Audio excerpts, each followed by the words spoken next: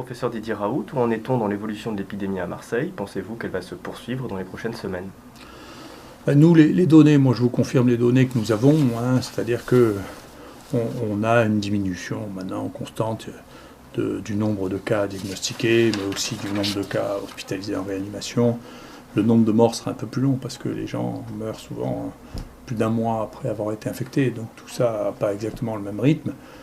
On a les mêmes données dans la région PACA, plus ou moins décalées. On a les mêmes données en France, on a les mêmes données dans la plupart des pays d'Europe, on a les mêmes données en Amérique du Nord. Donc on est sur une vague descendante. Encore une fois, moi je ne prédis pas l'avenir. Si les choses continuent comme ça, on a bien l'impression que ce qui était une des possibilités de cette maladie, c'est-à-dire une maladie saisonnière, est en train de se réaliser et qu'il est possible que d'ici un mois, il n'y ait plus de cas du tout dans la plupart des pays tempérés. Donc c'est possible, c'est une des possibilités qui n'est pas négligeable et qui va amener à une vraie réflexion, qui est une réflexion de fond, qui suscite des débats d'une intensité et d'une violence que je n'ai jamais soupçonné. Et pas ici, mais dans le monde, on a des réactions très très violentes, qui montrent que l'arrivée d'une maladie nouvelle aiguë est quelque chose à quoi l'ensemble des pays riches n'est pas prête. C'est-à-dire que quand on voit une maladie comme celle-là, le temps qu'il faut pour traiter ça est très court. Et si on commence à faire des études qui se terminent ici, quand il n'y a plus de maladie, ça veut dire qu'on ne peut pas lutter contre la maladie du tout. Donc là, la question, c'était, est-ce qu'on doit traiter cette maladie ou est-ce qu'on doit faire des essais ? Et donc nous, on a fait le choix de traiter la maladie, on a eu des réactions d'une violence inouïe, mais on n'avait pas le choix. Si on voulait traiter cette maladie, il fallait prendre ce qui était disponible, ce qui était logique, c'est-à-dire des médicaments qui montrent contre le virus, qui marchent contre le virus, qui sont les médicaments les plus utilisés du monde, les moins dangereux du monde. Et ça a levé des grandes folies de trouver que le médicament le plus prescrit de l'histoire de l'humanité était un médicament dangereux. On sait d'où ça sort. Une étude qui a été faite sur 1 million de personnes qui prennent ça pour une polyarthrite rhumatoïde, où il n'y a pas d'inconvénient, sauf après 2 ou 3 ans, les gens commencent à avoir des problèmes oculaires. Mais pendant 10 jours, c'est inimaginable. L'azithromycine, c'est le traitement le plus utilisé au monde comme antibiotique dans les infections respiratoires. Tout ça, de prendre deux médicaments aussi simples que ça pour traiter quelque chose qui est une pneumonie, ça tombe sous le sens. Sauf si on ne veut pas les traiter en attendant d'avoir des essais pour voir si on peut avoir des molécules. Et c'est très intéressant parce que la première qui a été utilisée, l'opinavir, on a vu très vite que ça ne servait à rien du tout. Donc c'est une des branches de l'essai qui avait été fait en Europe. Quant à l'autre, le remdesivir, elle n'est pas manufacturée, c'est-à-dire et elle est très très toxique.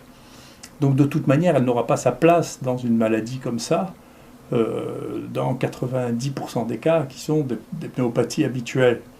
Et donc on finit par se demander si ce n'est pas un médicament virtuel, comme vous savez qu'il y avait un restaurant à Londres qui n'existait pas, et des farceurs ont commencé à cliquer sur TripAdvisor, et au bout de 6 mois, c'est devenu le restaurant numéro 1 de tout Londres. Donc ça veut dire qu'on peut faire croire à toute la population londonienne que le meilleur restaurant est simplement un restaurant qui n'existe pas. Donc il faut se faire attention à l'information, son traitement. Je ne crois pas que là, pour le remdesivir, soit des farceurs. Je pense qu'il y a des milliards qui se sont échangés autour de l'action de Gilead, au fur et à mesure qu'on disait que ça allait marcher ou que ça n'allait pas marcher. Il y a eu des hauts et des bas qui portent sur des milliards, si vous voulez, sur un médicament dont la chance qu'on l'utilise dans une maladie de cette nature-là est extrêmement faible, d'autant que la partie dangereuse de la maladie est une partie qui n'est plus virologique, mais essentiellement une partie immunologique, de réponse de l'autre, qui est trop violente et qui explique ça. Donc il y a une vraie question là, mais en tout cas, cette cinétique, si elle se confirme, montrera que où il fallait commencer à décider de traiter comme une pneumonie avec les médicaments dont on sait qu'ils sont sûrs et qu'ils marchent au laboratoire contre ces virus, qui était le bon sens, où on décidait qu'on ne traitait pas en attendant des résultats d'essais qui arriveront après la bataille. Donc c'est une vraie question. Et d'ailleurs, il y a eu beaucoup moins de critiques sur l'essai qui a été publié sur le remdesivir, qui est un traité qui est à simple branche, qui n'est comparé à rien du tout, et qui a été publié dans le New England Journal of Medicine, et tout le monde dit, regardez, vous voyez, ça marche, alors qu'on rapporte 60% d'effets secondaires avec un médicament qui est effectivement très mal toléré. Donc il y a une vraie question, c'est est-ce que les pays, et c'est pas nous, tous les pays riches et tous les pays développés ont eu des succès beaucoup moins importants que les pays pauvres, qui eux, assez raisonnablement, ont choisi de traiter ça comme une pneumonie avec des médicaments banals qui ne coûtaient rien, et qui ont du coup des mortalités beaucoup plus faibles. Et dans les 15 pays qui ont la plus forte mortalité, ça n'est que des pays riches. Donc c'est-à-dire qu'il y a une déconnexion actuellement entre la richesse et la capacité à répondre à des situations de cet ordre-là. Moi, peut-être que j'ai été capable d'y répondre parce que je suis en partie africain, et donc c'est une partie de mes origines qui me laisse l'idée qu'on doit traiter les maladies infectieuses. Est-ce qu'au vu de la connaissance scientifique, on y comprend quelque chose à la saisonnalité dont vous avez parlé? Non, il n'y a pas d'explication simple sur la saisonnalité. Beaucoup de maladies sont saisonnières, beaucoup de maladies infectieuses, pas que de maladies infectieuses d'ailleurs. C'est vrai aussi sur les maladies cardiovasculaires, par exemple, parce qu'il y a une espèce d'association entre les infarctus du myocarde et la grippe, par exemple. On fait les infarctus du myocarde plus quand il y a la grippe, et donc, puisque la grippe est saisonnière, il y a les infarctus du myocarde. Il y a des maladies bactériennes, comme une sur laquelle on a publié avec des collègues.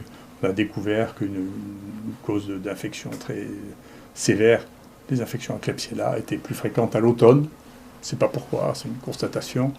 Les infections virales respiratoires dans les pays tempérés sont plus fréquentes pendant la saison froide. Ils s'arrêtent en général au printemps. C'est le cas de la plupart des maladies virales respiratoires. Donc ce n'est pas non plus une énorme surprise qu'on ait le même cycle que ce que l'on a d'habitude. Ce qui ne veut pas dire qu'on puisse le comprendre. Les gens raisonnent toujours simplement, parce que l'ignorance amène à raisonner de plus en plus simplement. Donc on entend beaucoup de choses sur l'ignorance. Alors il y en a qui disent c'est la chaleur, d'autres qui disent pas du tout, puisque dans la zone intertropicale, il y a beaucoup plus de grippe, il fait très chaud. Il y en a toute l'année, là, il y en a un peu plus pendant la saison froide, si vous voulez. Et donc on ne sait pas vraiment, mais on sait que c'est la saison, parce que quand on importe des cas d'infection respiratoire pendant l'été, par exemple, nous on suit les pèlerins de la Mecque qui reviennent à Marseille, ils peuvent revenir avec des virus respiratoires pendant l'été, mais il n'y aura pas de cas secondaires parce qu'il n'y a pas de transmissibilité. Donc ce n'est pas la faute du virus. Le virus peut venir, il peut entrer, mais il n'est pas transmissible. Il est transmissible du fait des saisons. Bon, il y a peut-être les UV qui rentrent dedans, il y a de multiples phénomènes qui peuvent rentrer dedans. C'est même pas toujours vrai, parce qu'il y a eu au moins 2 épidémies de grippe qui se sont surtout développées l'été et qui se sont calmées l'hiver. C'est incompréhensible, ça nécessitera l'analyse de beaucoup plus de données, mais on ne peut pas juste corréler ça à la température, à l'humidité et au soleil. C'est pas si simple que ça. Voilà. Donc c'est un phénomène qu'on connaît, la saisonnalité, c'est comme ça. Le véhicule de la connaissance scientifique aujourd'hui, pendant longtemps, a été la publication scientifique. Est-ce que vous analysez des différences aujourd'hui, des changements de paradigme quant à la manière dont l'information scientifique est diffusée au sein de la communauté scientifique? Ah ben oui, nous on l'a vu, pas qu'au niveau de la connaissance scientifique, au niveau du droit de parole. C'est-à-dire que jusqu'à présent, les médias étaient concentrés. Moi, j'ai vécu une époque où il n'existait qu'une télévision d'État, et puis ensuite, il y a eu des télévisions jusqu'en 81.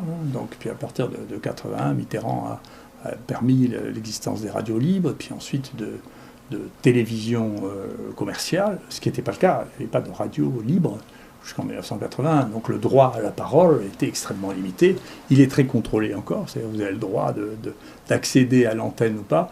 Et puis là, d'un coup, explose le droit à la parole de tous. Donc, qui sont les réseaux sociaux, qui, bien entendu, rendent en conflit financier et du droit à la parole avec les autres médias traditionnels. Donc, c'est pour ça que les autres médias traditionnels peuvent éventuellement qualifier de fake news ceux qui ne sont pas les news que eux propagent. Donc, je pense qu'il y a un vrai changement social.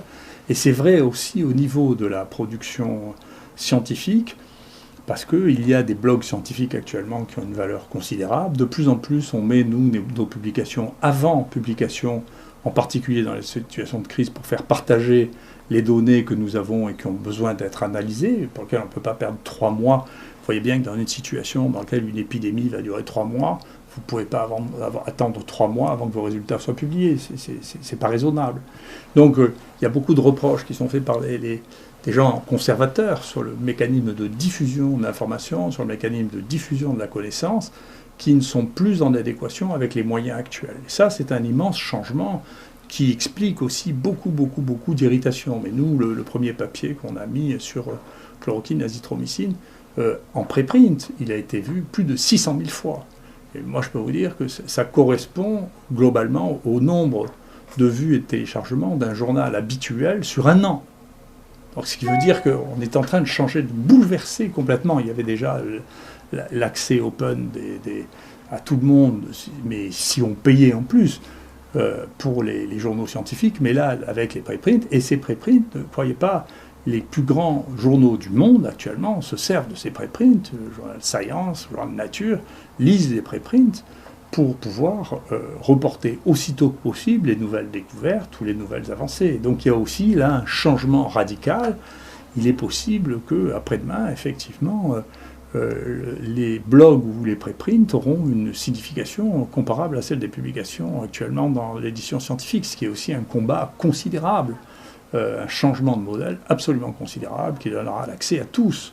Et d'ailleurs, je reçois, moi, beaucoup de gens qui analysent les données disponibles, parfois d'une manière beaucoup plus profonde et beaucoup plus professionnelle que ce que je lis dans des journaux scientifiques, parce que les gens qui sont confinés, dedans, il y a de très bons mathématiciens, de très bons statisticiens, qui font des analyses extrêmement pertinentes et extrêmement intéressantes. Donc, on voit bien qu'il y a là un changement de modèle à cette occasion-là, du fait du confinement. Les gens ont le temps de lire, d'aller fouiller, d'aller trouver des données, et les changements de technique permettent un accès extrêmement différent.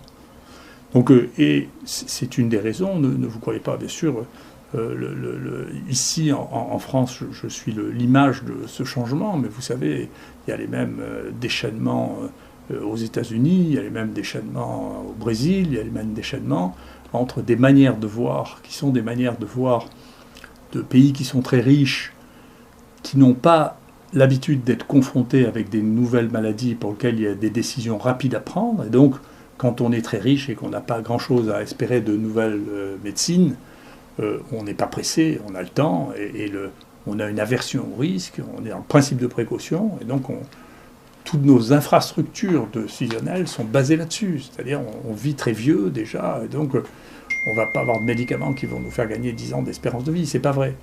Mais cette structure et cette manière de penser n'est pas en adéquation du tout avec une situation de crise dans laquelle les conseillers ne doivent pas être les mêmes, les gens qui décident ne doivent pas être les mêmes, ils ne peuvent pas être les mêmes parce que la question est d'une autre nature. Réagir vite en prenant des décisions rapides, ça n'est pas le temps habituel auquel nous sommes accoutumés. C'est un temps de crise, c'est comme la guerre et la paix. C'est deux choses différentes. Vous ne pouvez pas avoir les mêmes qui dirigent les choses et qui prennent les décisions dans les deux situations. C'est la leçon qu'on doit prendre ici, sinon vous risquez d'arriver, c'est ce que ça montre, après la bataille, quand la guerre sera finie, vous commencerez à faire des propositions thérapeutiques et ça, c'est pas tenable.